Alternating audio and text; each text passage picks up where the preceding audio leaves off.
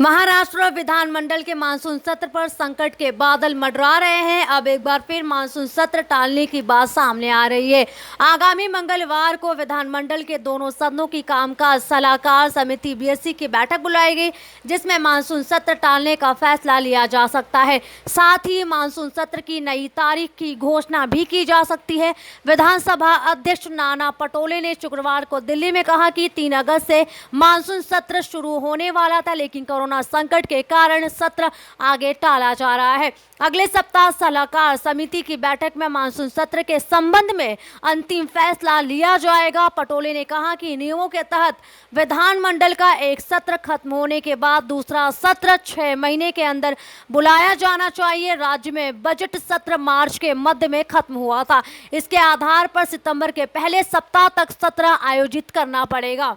इस साल महाराष्ट्र विधानमंडल का बजट सत्र 20 मार्च तक खत्म होने वाला था, लेकिन कोरोना वायरस के चलते 14 मार्च को ही खत्म कर दिया गया था। उस वक्त विधानसभा अध्यक्ष नाना पटोले ने सदन में 22 जून को मानसून सत्र बुलाने की घोषणा की थी, लेकिन 22 जून को मानसून सत्र शुरू नहीं किया जा सका। जून के पहले सप्ताह में सलाहकार समिति की बैठक में तय किया गया कि मानसून सत्र 22 जून की बजाय 3 अगस्त से शुरू करेंगे, लेकिन अब 3 अगस्त को भी मानसून सत्र शुरू होने की संभावना कम है।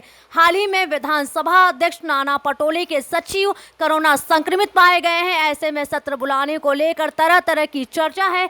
दूसरी ओर राज्य में कोरोना के मरीज रोज नए रिकॉर्ड स्थापित कर रहे हैं। ऐसे में मानसून सत्र बुलाना कठिन होता दिखाई दे रहा है। अगस्त से शुरू होने वाले मानसून सत्र को टालने तथा नई तारीख की घोषणा के संबंध में 28 जुलाई को विधानमंडल सलाहकार समिति की बैठक बुलाई गई है। विधानसभा अध्यक्ष पटोले का कहना है कि बजट सत्र खत्म होने के बाद 6 महीने के अंदर दूसरा मानसून सत्र बुलाने का नियम है। बजट सत्र 14 मार्च को खत्म हुआ था। ऐसे में सितंबर के पहले सप्ताह में मानसून सत्र बुलाना पड़ेगा। पटोले कहते हैं कि 3 अगस्त को शुरू होने वाले मानसून सत्र को सितंबर के पहले सप्ताह से शुरू किया जा सकता है। इसका फैसला सरकार और विरोधी दलों से विचार विमर्श के बाद सलाहकार समिति में लिया जाएगा। अगर आपको हमारी न्यूज अच्छी लगे तो वीडियो को लाइक करें, चैनल को सब्सक्राइब करें और बेल आइकॉन दबाना बिल्कुल भी ना भूलें, जिससे कि आपको देश और दुनिया की सारी खबर मिलती रहे।